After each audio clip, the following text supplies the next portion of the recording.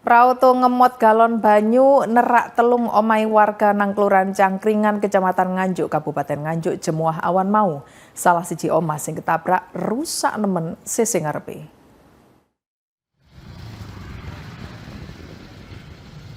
Prauto ngemot galon banyu iki nerak telung omai warga Kelurahan Cangkringan Kecamatan Nganjuk Kabupaten Nganjuk awan mang.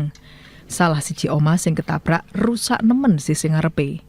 Sandi supire Prauto iku njlentrehno kedadian iki polahe dhek kualan ngelesi salah siji bronfite warga sing moro-moro motong dalan menggok ngiwa. Cekne gak sampe nabrak, Sandi kepeksa ngerim dadak barek banting setir ngiwa. Apese cakning Prauto gak nutut ngerim sampe akhire nerak pager barek ngarep omahe warga. Ketange kedadian iki gak sampe mangan korban nyawa.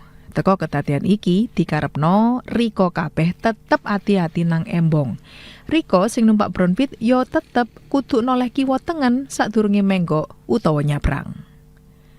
Ahmad Syarwani, JTV.